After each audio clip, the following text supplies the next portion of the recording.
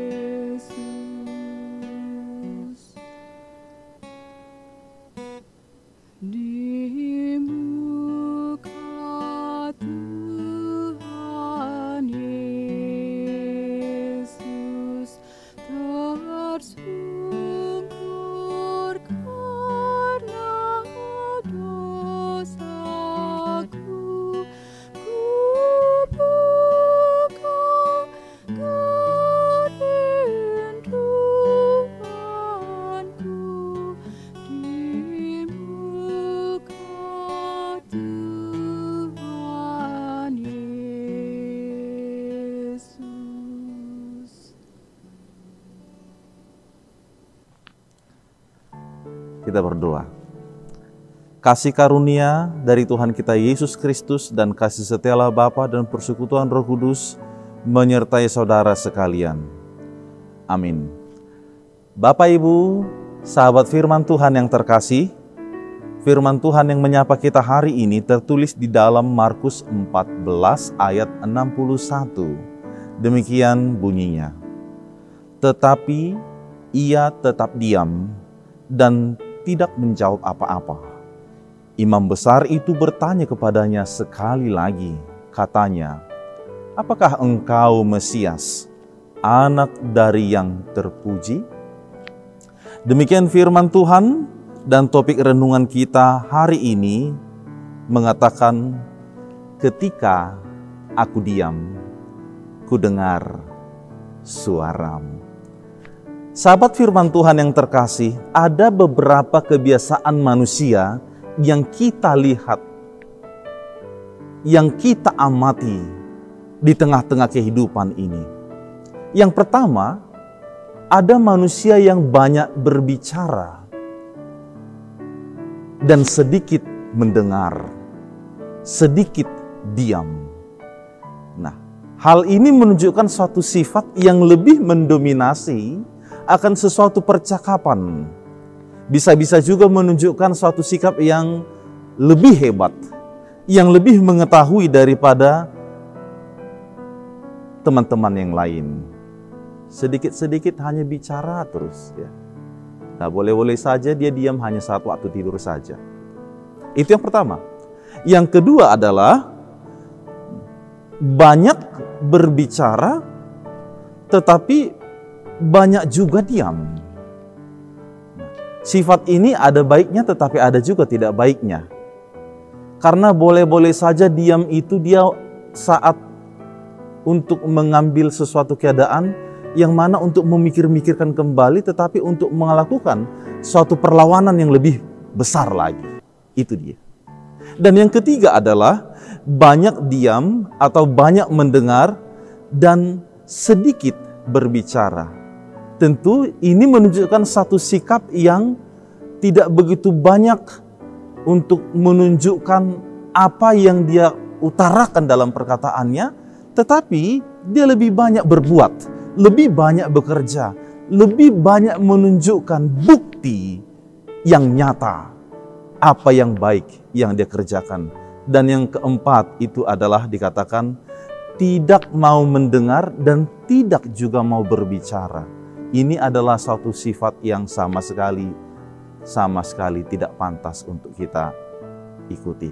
Nah, Bapak Ibu Saudara-saudara yang terkasih, coba kita renungkan di dalam diri kita masing-masing, di tipe manakah kita? Dari yang pertama sampai yang keempat tadi.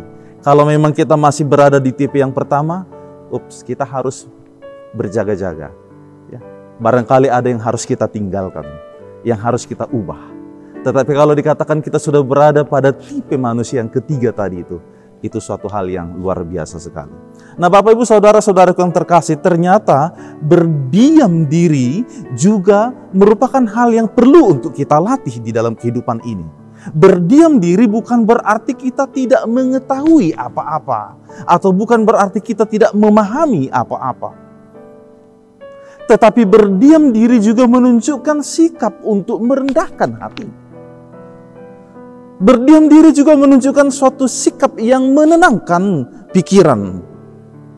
Oleh karena itu, ketika permasalahan yang kita alami begitu hebat desakannya, begitu hebat suaranya, maka berdiam diri itu membantu kita untuk menenangkan hati.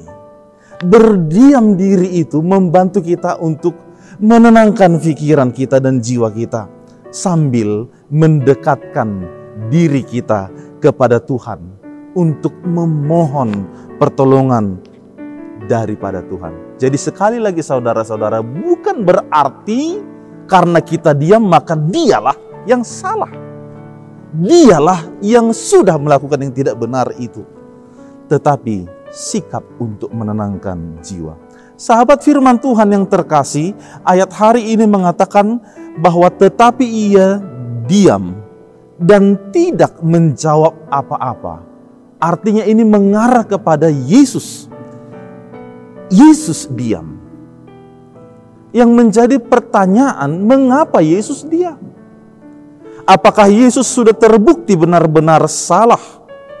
Apakah Yesus sudah terbukti bahwa dia tidak bisa lagi melakukan apa-apa? Sementara kita tahu ada banyak mukjizat yang dilakukan oleh Yesus. Ada banyak perkara yang diselesaikan oleh karena kuasa Yesus. Namun di dalam firman ini dikatakan Yesus memilih untuk diam. Di tengah-tengah banyaknya orang yang menuntutnya, para tua-tua, para imam-imam kepala, para ahli-ahli Taurat berlomba-lomba untuk menekannya, yang memberikan tuduhan palsu kepadanya dan bahkan mencari kesalahan Yesus. Mereka mau menghujat Yesus agar Yesus dihukum. Namun Yesus memilih untuk diam. Ini suatu hal yang sangat sulit untuk dilakukan. Tetapi inilah satu jalan yang terbaik yang dipilih oleh Yesus ketika itu. Ketika banyak kegeraman yang hendak menghantam dirinya. Tetapi Yesus memilih untuk diam. Persoalannya adalah karena apa? Karena Yesus tahu bahwa Allah lah yang mengetahui segalanya. Bahwa Allah lah yang mengetahui kesempurnaan yang sesungguhnya, kebenaran yang sesungguhnya. Segala sesuatu itu ada dan diketahui oleh Allah. Sehingga para mahkamah agama dikatakan tadi, mereka kegeraman, mereka berubah dari wajah yang kelihatan lembut, kini berubah menjadi wajah yang dipenuhi oleh emosi, oleh kemarahan. Wajah yang sudah berubah menjadi wajah kejahatan dan wajah iblis. Hanya untuk mencari-cari kesalahan Yesus. Sehingga pada akhirnya dikatakan imam besar itu bertanya kembali sekali lagi, apakah engkau Mesias, anak dari yang terpuji? Lalu Yesus menjawab, akulah dia. Dan kamu akan melihat anak manusia duduk di sebelah kanan yang maha kuasa. Dan ketika Yesus memberikan jawab itu, mereka bukan justru menjadi tenang karena sudah mendapatkan jawaban, tetapi justru mereka semakin lebih berkobar-kobar di dalam emosinya lagi. Nah, sahabat firman Tuhan yang terkasih, apakah yang mau dikatakan oleh firman Tuhan pada hari ini? Yang pertama yang mau disampaikan kepada kita, mari mintalah petunjuk dari Tuhan untuk mengatasi setiap kesulitanmu. Mintalah petunjuk dari Tuhan mengatasi kesulitanmu. Karena apa? Karena ada banyak manusia yang berubah ketika menghadapi persoalan-persoalan hidupnya. Ada manusia yang menjadi arogan di dalam menghadapi masalah yang dia hadapi. Dia menjadi tidak tenang, bahkan membuat dia semakin berdosa. Ketika dia harus menghujat, mencaci maki, membalas yang jahat dengan kejahatan. Maka dikatakan yang pertama, tenangkan hatimu. Minta petunjuk dari Tuhan untuk menguasai segenap pikiranmu. Tidak harus membalas kejahatan dengan kejahatan. Dan kuasai hatimu. Sekali lagi, kuasai hatimu. Yang kedua, sahabat firman Tuhan, bahwa kepada kita juga diajak untuk mengingat akan pengorbanan Yesus. Maka itulah yang menjadi obat bagi seluruh kesedihan, duka yang kamu hadapi. Ingatlah pengorbanan yang dilakukan oleh Yesus. Bahwa Yesus juga memiliki waktu yang khusus untuk berdoa di tengah-tengah situasi yang sulit itu. Maka kita juga harus mengambil sikap untuk berdoa kepada Tuhan. Sahabatku yang terkasih, minggu ini kita sudah masuk pada yang disebut dengan Pekan Suci. Minggu Pekan Suci, di mana pada minggu-minggu ini kita akan mengingat banyak sekali kasih dan pengorbanan Yesus. Maka mari tenangkan hatimu, kurangi seluruh aktivitasmu, banyak berdiam diri, banyak berdoa kepada Tuhan, sembari mengatakan, karena dosaku, karena kesalahanku, Yesus melakukan semuanya ini untuk kebaikanku. Dan yang terakhir, yang ketiga, sahabat firman Tuhan, jangan melihat kesalahan orang lain, tetapi katakanlah semuanya itu kepada Tuhan kita Yesus Kristus.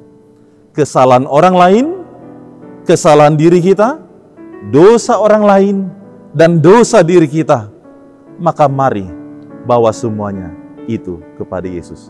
Tuhan memberkati kita sekalian. Selamat beraktivitas. Kita berdoa. Syukur padamu ya Tuhan Allah Bapa di surga, sebab Engkau memberkati dan menjaga kami, memberikan kesempatan kehidupan yang kami sambut di dalam sukacita di tengah-tengah kehidupan ini. Terlebih-lebih pada hari ini, sebelum kami berangkat mengawali berbagai aktivitas kami disapa oleh firman-Mu. Firman-Mu yang menjadi penyejuk bagi diri kami. Sebagaimana di dalam pribadi anak-Mu Tuhan Yesus Kristus yang berdiam diri, maka itu jugalah yang menjadi suatu teladan bagi kami, melatih diri untuk berdiam diri. Ketika banyak persoalan, ketika banyak permasalahan dan kecurangan-kecurangan yang ada, tetapi kami diajak untuk berdiam diri. Bukan berarti hal itu membuktikan bahwa kami tidak mengetahui apa-apa dan kami adalah pribadi yang bersalah. Tetapi di sana kami diajak dan dituntun untuk menenangkan hati, menenangkan pikiran, dan juga yang lebih besarnya lagi, untuk bersujud, bertekuk lutut dalam doa ke hadapan-Mu yang kudus. Sebab kami percaya hanya daripada-Mu lah sumber keselamatan, dan Engkau yang mengetahui segala sesuatu yang terjadi dalam hidup kami ini. Berkatilah kami Bapa, mampukan kami, khususnya pada masa-masa atau minggu pekan suci ini. Ajarlah kami untuk lebih banyak merenungkan, untuk lebih banyak menghayati, dan juga membawa ke dalam hati kami masing-masing akan pengorbanan-Mu yang sungguh besar itu, untuk membawa keselamatan kepada kami, supaya di dalamnya kami juga menjadi pribadi yang mengasihi Tuhan, yang melakukan setiap petunjuk daripada Tuhan, yang bekerja di dalam tuntunan-Mu. Berkati seluruh saudara-saudara kami dimanapun berada, di dalam kehidupan, di dalam aktivitas pekerjaan. Kami yakin dan percaya Engkau Allah yang sumber rahmat, yang memberkati kami sekalian. Terpujilah Engkau, di dalam nama Yesus Kristus Tuhan kami berdoa. Amin. Sahabat firman Tuhan, mari kita tetap menjaga kesehatan kita masing-masing. Ingat pesan Ibu dengan senantiasa memakai masker dan juga menjaga jarak dan rajin mencuci tangan. Tuhan memberkati saudara sekalian.